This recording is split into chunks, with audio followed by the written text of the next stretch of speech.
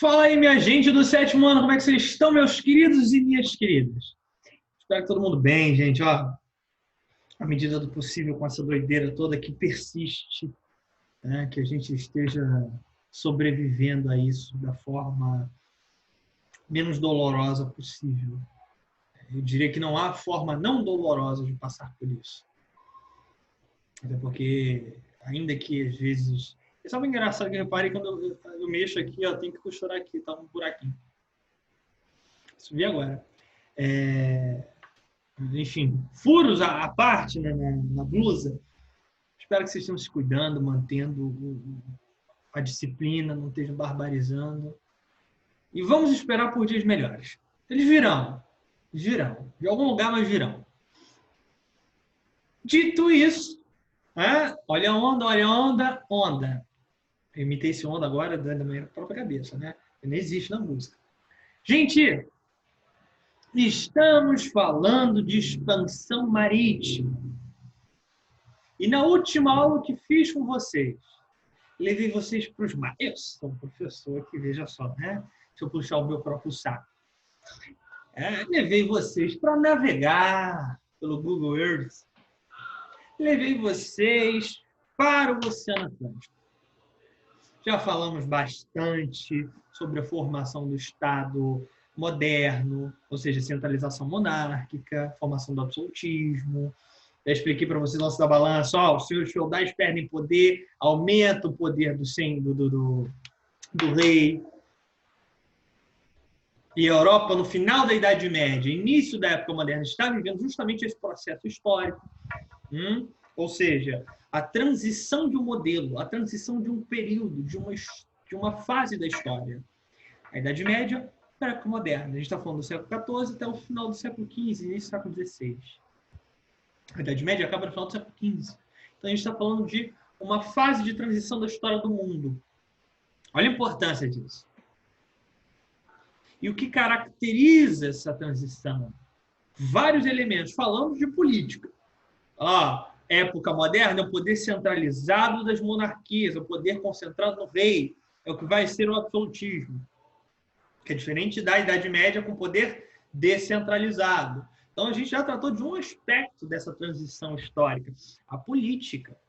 A organização política mudou muito, radicalmente. O poder que era fragmentado... fica legal com a mão assim, fragmentado, disperso, concentrou-se no rei.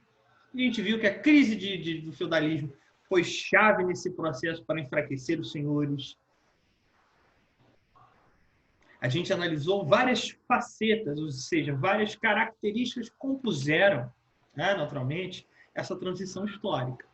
Ótimo. Agora a gente vai falar de voltar a falar de outros elementos que compõem essa transição, da Idade Média para a época moderna. E a expansão marítima dentro desse processo foi chave, porque ela vai inaugurar, gente, sem dúvida, outro período da nossa história. Ela vai inaugurar uma fase que a Europa vai expandir-se para outros continentes, não só do ponto de vista de suas relações comerciais, mas do domínio político direto. Ou seja, pegar outras terras fora da Europa e falar, isso é meu. A gente vai fazer isso. Onde? Com a América. Olha aqui nós, do continente americano, seja na América do Norte, América Central, América do Sul, colonizados. A gente fala tupi-guarani, a gente fala de línguas nativas? Não. Fala língua portuguesa. Isso não é mero acaso.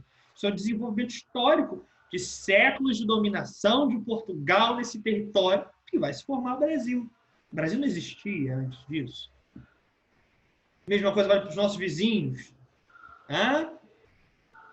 Nosso vizinho, ninguém fala nenhum dos idiomas dos incas. Fala espanhol. Séculos de dominação de Espanha, Chile, Argentina, tudo que vai se formar aí na América Latina em boa medida. Então, olha a importância desse processo. Mas veja, os europeus não caíram de paraquedas aqui, não tinha avião ainda, tá? Não é Segunda Guerra Mundial, não, é desembarque de... Gente, por favor. Vieram pelo oceano. E quando a gente está falando de expansão marítima, a gente está entendendo justamente essa fase da história da Europa que, número um, ela já se estabilizou, estamos falando do século XV, já se estabilizou em boa medida das conturbações da crise do século XIV, da crise do feudalismo. E agora ela já está mais estável, mais poderosa para investir em expansão. Inicialmente, uma expansão comercial. A Europa, em boa medida, sobretudo Portugal e Espanha, quando patrocinam as expedições marítimas, não querem mais que metais preciosos e especiarias. E por especiarias, entenda-se chegar nas Índias por outra rota. Vou mostrar mapa para vocês. Papai, o pai tá on, filho. Pode ficar calma que tem mapa, tem slide, tem mapa interativo. A gente inventa algumas coisas aí para você entender como esses europeus chegaram na América.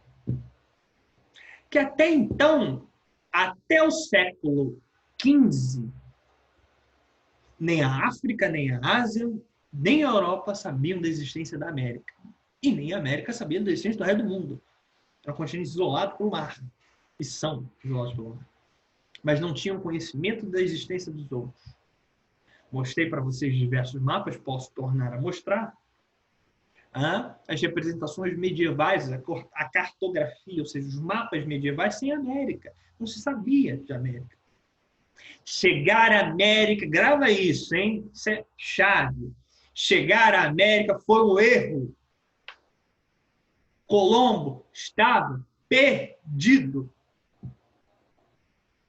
Lançou-se ao mar contra tantas e tantas outras expedições marítimas, tantas e tantas outras embarcações, para conseguir chegar nas Índias. Leia-se, dar a volta pela África, pelo Oceano Atlântico. E se perdeu. E chegou nesse continente. O novo mundo, como eles vão dizer, a América. Não à toa chamamos os nativos da América de índios, porque foi assim que Colombo e sua trupe, basicamente ela faz uma trupe real, né? E o seu grupo chamaram, porque Colombo achou que tinha chego às Índias. Quando ele desembarca na América, ele falou, bom, me perdi um pouquinho, demorei mais do que imaginava, mas cheguei. E para ele, quem mora nas Índias é índio. E assim ficou conhecido, os nativos da América, como índios, por conta de Colombo. E aí há muitas controvérsias sobre esse tema entre os historiadores. Tem gente que diz que ele morreu convencido de que tinha chego às Índias. A gente já diz, não, no final da vida já tinha entendido que não era bem isso, tal, mas não tinha dimensão do tamanho, tal. Mas, enfim, a tese mais corrente, mais aceitável, sem dúvida, é que ele descobriu de fato que não eram as Índias. E depois tem cartas dele para familiares, no qual ele mesmo se lamenta. Falou, olha, a gente chegou aqui, mas os europeus, disse ele com um momento de muita sinceridade, que os europeus iam destruir a América. Porque ele disse, olha, o índio aqui não tem dinheiro, não tem ganância, não tem inveja, e nós, europeus, temos tudo isso. E vamos acabar, segundo ele disse naquela carta, contaminando os índios com a nossa maldade. Bom, a gente não precisa fazer uma análise histórica de bem e mal, de certo e errado nesse sentido, não é por aí. Tá? Essa seria uma avaliação moral muito abstrata. Mas a gente pode dizer que, em boa medida, o que vai se processar desde 1492, quando Colombo botou o pé aqui, o que a gente vai assistir depois é os índios se ferrando, morrendo, sendo eliminados, e os europeus dominando esse território. E assim o será, essa tal da colonização da América, bicho, assim o será até boa medida do século XIX. Estamos falando do século XVI, finalzinho do XV, século XVI. A gente está falando de uns 3 séculos brincando de colonização. Olha a importância disso. Vou projetar slide para a gente começar a brincar, ser feliz, né? Juntinhos. Eu e você e eu, Timar. Cadê? Esse negócio de ficar sozinho em casa e tal, né? Isolamento não tá fazendo bem, não. Eu tô meio tantando, vocês estão vendo, né? Então, tava falando, deixa eu até mostrar para vocês. Ó, mostrei para a aula passada, né? Só para dar uma coisa. Mostrei para vocês os mapas, inclusive os mapas mais avançados do final da Idade Média sem América, como vocês estão vendo aqui, ó. Sem América, sem América. Aqui é outro também, esse aqui bem mais complexo, porém, ele está de cabeça para baixo, porque, em boa medida, os europeus que o fizeram, né, de Constantinopla, tinha essa lógica que o mundo estava ao inverso, enfim. E expliquei para vocês, vejam, olha, a expansão marítima foi um processo de expansão comercial da Europa pelo Oceano Atlântico. Bom, inicialmente é isso. E foi o que eu mostrei para vocês com todos esses mapas, etc., das rotas comerciais, as novas estratégias técnicas de navegação. Foi tudo isso que eu passei para vocês verem. Olha, se o europeu que está fazendo essa expansão marítima, ele quer dinheiro. Ele quer fazer o comércio das especiarias, que já se fazia com as Índias há muito tempo, torna a mostrar o mapa. Esse é o mapa da peste negra aqui, a Europa, onde eu estou passando o cursor. Tá vendo? Aqui, ó, o Sudeste Asiático. As Índias, parte da China, onde hoje também tem Vietnã. Essa região como um todo aqui era região riquíssima nessa tal das especiarias. O que eram essas especiarias? Temperos. Cravo, canela, noz moscada, pimenta do reino, porcelana, seda, bens de alto luxo. E essas rotas já existiam, eu te mostrei um mapa da peste negra porque ela, né, também fez esse percurso, ela veio da China, chegou à Europa pelas rotas comerciais, mas para te mostrar o seguinte, olha, essas rotas já existiam há muito tempo. Antes mesmo de Idade Média, Roma já fazia isso. Antes mesmo de Roma, Macedônia, com o senhor Alexandre o Grande, já travava rotas comerciais com o Oriente. Então, sempre foi um comércio que agradou muito as elites europeias, a alta elite europeia, e dava muito dinheiro para quem fazia. Até porque era perigosíssimo. A chance de dar zebra era imensa. Ser assaltado. Gente, assalto em estrada era a coisa mais recorrente do mundo. Era quase certo ser assaltado. A sorte era não ser. O acaso era não ser assaltado. Por isso, inclusive, essas caravanas de mercadores que iam para as Índias, inclusive iam juntos, iam com tropas, iam armados. Porque era recorrente ter confrontos ao longo do caminho. Era recorrente você ter que ter apoio de algum grande senhor, que tinha muitas relações com várias localidades, para você ser respeitado por onde você passar, porque senão dava zebra também. Show? Show. E ele disse, olha, essa é a motivação.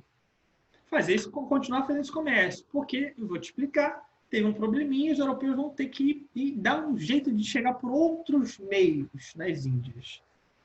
Mas, voltando, o que é expansão marítima?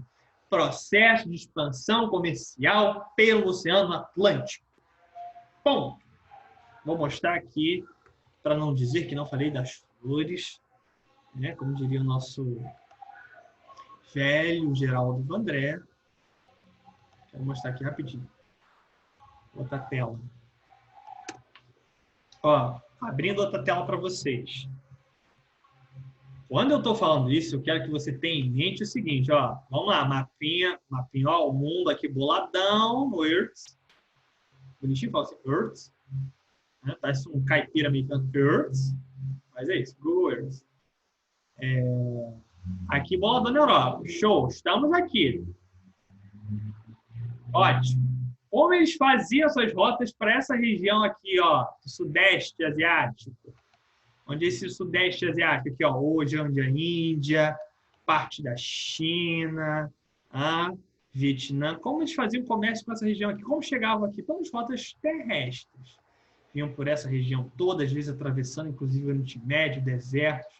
ou a Rússia mais por cima, para sair nos oceanos. No Mar Negro, vir pelo Mar Vermelho, para se desaguar aqui, ó. No mar, isso aí, geografiazinha, ó. Que mar é esse? No Mar Mediterrâneo. E pelo Mar Mediterrâneo entravam na Europa pela Itália. As grandes cidades, os grandes portos comerciais da Europa eram italianos. Gênova, Veneza, Florença, Toscana e por aí vai embora. Perfeito? Perfeito. O que foi a expansão marítima? Pelo conjunto de fatores que a gente vai ver agora, essa Europa já estava impedida de fazer essas rotas comerciais tradicionais por aqui, por essa região. Ou descendo, ou mais subindo, ou mais ao meio, mas, né, pela essa rota oriental. Já não dava mais. Vamos entender por quê. E o que foi a expansão marítima? Já que não dá para ir por esses caminhos, os europeus decidiram fazer o seguinte, ó, a gente é brabo, nós é ruim, vai fazer o quê? Vamos dar a volta, sair aqui da Europa, vamos dar a volta na África, pelo oceano, para chegar nas malditas Índias. Vocês verem como é importante. Os caras, né, estão querendo se arriscar. Estão falando, gente, século XV, século XVI, caravela de madeira. Tem GPS, não tem Googlezinho. Vou botar aqui no Maps. Ai, Colombo, eu estou perdido. Vamos colocar aqui no Maps, vamos ver a rota, vamos pedir um Uber marítimo. Não tem, galera. Então é brabo, é osso fazer expansão marítima. Fazer navegação, ser marujo, tem que ser bicho ruim. São anos no mar para fazer um negócio desse. Dar volta pelo continente africano, pelo Oceano Atlântico, para chegar aqui nas Índias. E, naturalmente, vocês não vão ter dificuldade de imaginar isso, o conjunto de problemas de zebra que podia dar no meio do caminho não está no gibi. Era muito recorrente não voltar. O camarada sai para fazer expansão, sai para fazer navegação e não volta, nunca mais. Às vezes de morrer no meio do caminho, não é nem de deu merda total com a navegação, mas faleceu. Porque anos. Porque é custoso, enfim. Então, quero que vocês tenham em mente a importância desse processo, viu? Como ele é custoso, como ele é dolorido, como é difícil. Não bastasse isso, não bastasse isso, há um conjunto amplo de mitos e medos do mar. O que seriam esses mitos e medos do mar? Basicamente o seguinte: essa gente acreditava que o oceano estava infestado de seres mágicos. E todos eles fariam mal ao ser humano. Ou a sereia que devorava os homens, ou o Kraken, que era um polvo gigante, destruiu os navios, ou a velha Moby Dick, que virou da literatura nórdica, famosérrima, que era uma grande gigante baleia que destruía os navios. Seja como for. Tinha muito medo. Havia muito medo, muito temor. E, vocês estão vendo aqui na imagem, outro temor recorrente era que eles acreditavam que a Terra era plana, meu parceiro. Você ia chegar num detalhe, mas não ia cair para um vazio, do nada. Enfim, aqui, ó, isso aqui são mapas da época, hein? Século XVI, século XVII, das representações marítimas. Aqui, ó, bichos gigantes, peixes super estranhos, seres zoadíssimos que destruiriam os navios. Aqui, ó, tudo o que eles acreditam. Vai acabar, um bicho vai te comer. Há um conjunto de pavores. Por que esses pavores? Aqui, ó, tudo nesse sentido. Tá afundando o navio. Os caras sempre estão mal. Por que tantos medos, tantos pavores? Porque era muito recorrente não voltar. Era muito recorrente, tá, dar problema nessas expedições. Então, a explicação que os europeus começaram a comentar eram mitos, medos. Deu tem algum bicho, alguma coisa, destrói navios e impede os marujos. Enfim. Então, tenha em mente isso. O que faz com que esses homens arrisquem-se em expedições perigosíssimas que eles morriam de medo de fazer. Tem que ter uma coisa por trás que valha muito a pena. Gente, ó, dúvidas, questões, a gente conversa nas próximas aulas. Pode mandar mensagem para mim, ó. Beijão. Tchau, tchau.